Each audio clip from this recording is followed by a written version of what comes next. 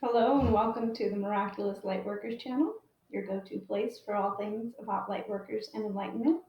Today we're going to be reading from Daily Meditations for Practicing the Course by Karen Casey. This is available on Amazon.com if you want to get a copy.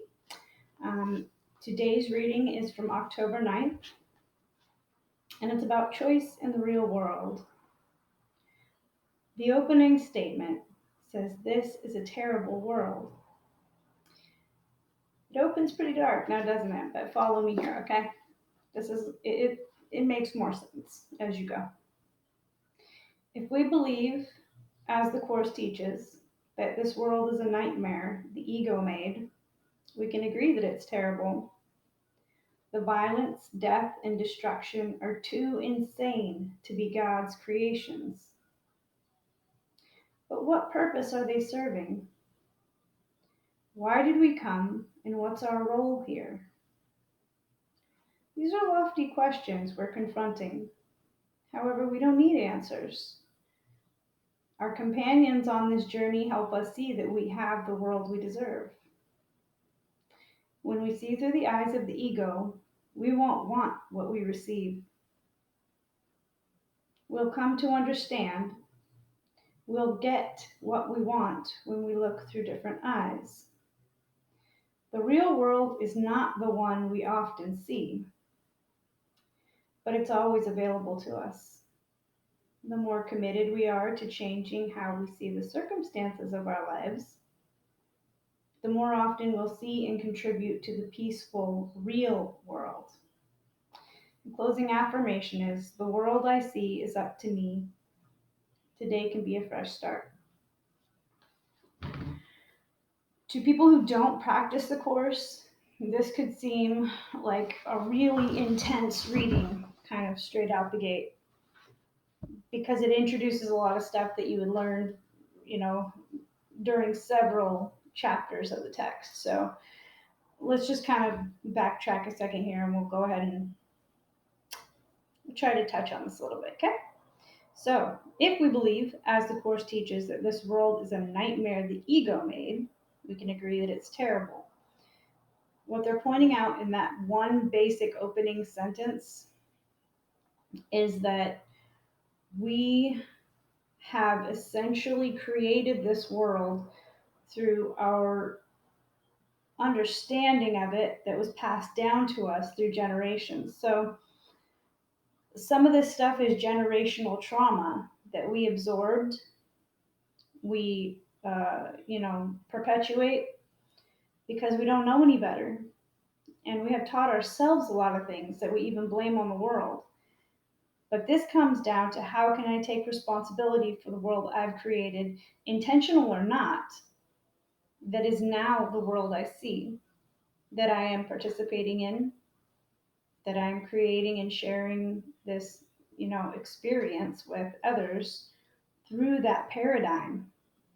So this really calls for a paradigm shift. That's what's going on here, okay? The violence, death, and destruction are too insane to be God's creations. That's just reality. That's true reality, right? We look around, and a lot of people throughout their life, it takes a lot of years for most lay people to come to terms with the fact of the world that we live in being a really terrible place that's full of a lot of sorrow.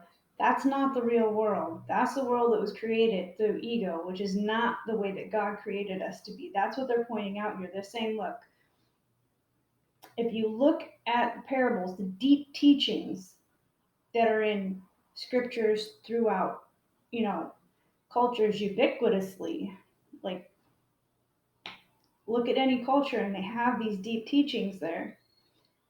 They'll tell you God didn't create this. Human beings are the ones responsible for this, and they want to lay it at the feet of God and say, God, how could you allow this to happen? And that really is taking the free will out of human beings' hands. Well, He created us with free will for a reason. He wants to have a relationship with us. We were the ones that separated from Him just at the most people can't really come to terms with that for a long time until they really sit with it in quietude and try to understand that there's a choice, but we didn't know we had a choice. So we made a choice based on faulty principles, you know. So God didn't create insanity. That's not the way that God wants the world to be. He wants us to be in communication with Him. But because of our upbringings, being detached and not ever having anybody really teach us what a solid communication with our Creator is, we don't know what that's like. And for a lot of people, it's like they desire it, they really want it. They go through life attempting to achieve that communication. And many people just kind of fake it till they make it because they don't know what that experience is even supposed to look like, you know? So they're just winging it, right? Trying their best to fit into the culture that they're in and get the healing that they require, but not having that solid knowing. That's what I have really gleaned from being in A Course in Miracles. It's that solid knowing. So it continues on to say, but what purpose are they serving? Okay, so it's by contrast that we know anything in this world of polarity, right? Cannot know the good without the bad. You know what hot is because you know what cold is, right? All these things. You know what dark is because you've seen the light. Um, because we know what's preferable, though, right? So that's the whole point. We're looking at these things and saying, that's not the world that I want to participate in. If I'm responsible for creating this and sustaining it, how can I be responsible for, being the change that I want to see in the world? How do I become that? How do I become the healing salve on the, sorrow of humanity? Even just, I mean, most people, it's hard for them to perceive even being in that position beyond their own family, right? So how can I be the healing salve to the people that I have these special relationships, as the Course puts it?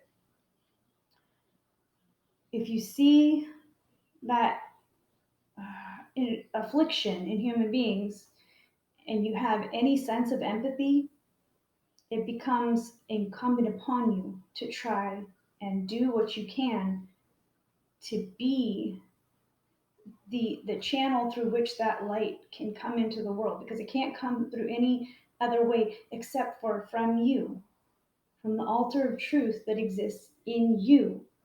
That light can come through into the world. There's no other path for it. So continuing, why did we come and what's our role here? So that was the next question. So I have a little saying that I heard somewhere and once, picked it up, and it always stayed with me, which is, if you spot it, you got it. And with me, I try to really live that. If I see a place where my skill, talent, ability, etc., can be of use to all of humanity, I ask God, please use me. This is what I came for, right? So it's finding a way to be the solution to all the issues and afflictions in the world, right?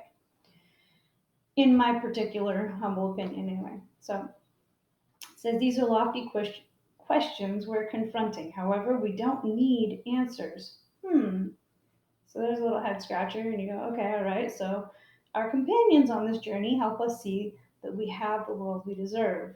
Now that one takes you even another step farther, because some people are living in a particular situation where they're like, I do not deserve this. How is it that you can tell me that I deserve the things that have come into my experience? So when we see through the eyes of the ego, we won't want what we receive. Okay, so this is where it kind of comes down to the idea that anything, even that's dark in the world, can be used for good. It can be transmuted. We have that ability. That's really deep water, those last three sentences. So it's hard to sum it up in just a daily reading how complex the answer for that really is. But it does come down to when we see through the eyes of the ego, we won't want what we receive. That is just stone cold truth. And it's because we're busy solidifying the avatar, right? We want to say, this is who I am in the world. And either I'm the victor or the victim, right? Either I am the hero or I am the villain. This is who I am in the world. This is who I want to project. And it doesn't matter. Here's the thing. It doesn't matter what particular bent you have on your, um, you know, persona. If you view it strictly through the eyes of your ego and what the world can do for you, you're not going to be able to ever have any sense of lasting peace. Because ultimately, what's going on here is that when you're living through that ego, it's a complete denial of spiritual sight. You cannot see the truth in anything because all you want to see is how the world either is giving you what you want or what you don't want. And even what you do want is not going to be a long lasting, there's no longevity to it. And you build up these whole stories around them, these whole fictions around how the world is the way that you say it is, but it denies spirit completely. This is how we're raised up, most of us, is to completely have a denial of spirit. We do what our families want. We do what we think we're supposed to do in the eyes of society. We do what we are told to do to become productive members of society and our communities, and we don't really have a solid sense of what's going on at a spiritual level, of what we are supposed to be here to do. What did we come for? Most people are living in spiritual amnesia. We're just completely just like sleepwalking, So that's why Jesus said, arise, sleeper, awake, come to your senses, open your eyes. And this is like a really pertinent part of the scripture for what we're reading here, which is Jesus was essentially telling his disciples, look, you came for a reason into this incarnation. And the way that you're viewing the world is through smallness. And you're forgetting, he was trying to show them as a beacon, saying, look, what I'm doing, you're supposed to come here and do what I'm doing and greater. And how many people in the world have lived up to that level of consciousness? Most people just never even think, don't take it seriously that that's even a possibility, right? But the course talks about how he says, I read this in the last text reading that I was doing from chapter 1, talking about how Christ called us. I'm going to actually pull that really quick. Christ called us to do something really specific. This is talking about the atonement as defense. Anybody who has the book, it's page 19 from part 2 of chapter 2 in paragraph 1. It says, you can do anything I ask. I have asked you to perform miracles, and I've made it clear that miracles are natural, corrective, healing, and universal. That's kind of a whoa. You want me to do what now? Because most people are so busy playing small that they can't imagine living up to that standard that is literally what Christ asked people to do. I sent you here into the world as my disciples, he said, to do what I'm doing and greater. You are here to perform miracles. most people really won't take that seriously. They'll say, no, I'm going to play small. I'm going to have my house, my kids, my car, my job, my family. I'm not going to think about doing what my spirit came here to do. So the Course in Miracles is really spirit affirmative. Um, I'm just going to go ahead and finish this reading. The real world is not the one we often see, but it's always available to us. So again, this is about spiritual sight, and this is essentially what Christ was pointing out. He said, look, open your eyes. Your playing small doesn't suit anyone. You are here to magnify the love of the Creator that sent you. Ooh, I get all teary-eyed. But most of us don't see it that way. We don't even look for the opportunities to be that. So it says, the more committed we are to changing how we see the circumstances in our lives, the more often we'll see and contribute to the peaceful, real world. There's so much reference to the real world that is really, it's so paradigm shifting. It's so unorthodox compared to what people normally would associate with normal life. They have a hard time looking at the world and going, I'm contributing no matter whether I like it or not. Either I'm contributing to the peace in the world or I'm contributing to the chaos. And one of them isn't true. One of them has no lasting legacy. One of these two things will benefit my spirit and all of humanity, and the other one will do the opposite and contribute to this sort of false world where we have no spiritual sight and we see crazy thing happening. It's talking about the violence, the death, the destruction, the insanity. We don't consider ourselves responsible for contributing to that in any way because we don't see, it's a paradigm shift. We don't see ourselves as capable of doing anything to counter that, you know? And that's what it really comes down to. This is about spiritual sight. It said the reading was about choice and the real world, okay, which is, those are two really important concepts, right? But at the end it says, the closing affirmation is, the world I see is up to me. Today can be a fresh start.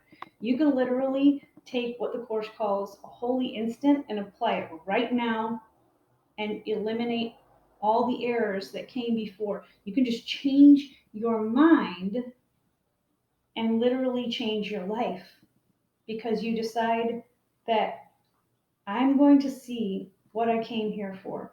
I'm going to not take life for granted.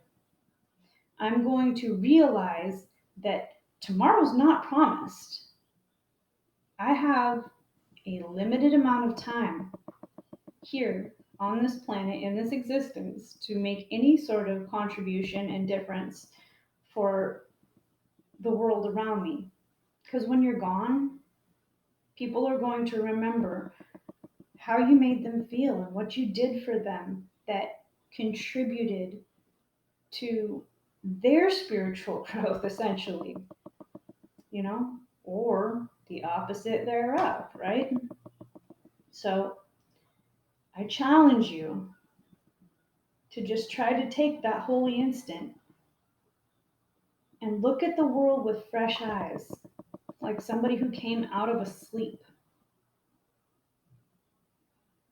and realize that this idea that today can be a fresh start is really, it's literally in the palm of your hands. It's like the kingdom of heaven is at hand if you want it.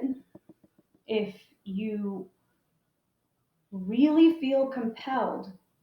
And that fresh start can be something so simple as saying, I take this time in my life for self care to go within into quietude, into stillness, and hold that sacred space so that I can be contributing to the peace of the world. I challenge you to that. So I thank you for joining me for the October 9th reading. If you found the video interesting, like, share, subscribe, comment, do all the good things. I really appreciate your time for coming here and spending this eye-opening moment with me. And join us next time for more info and interactions as we uplift, enlighten, and ascend together. Bye.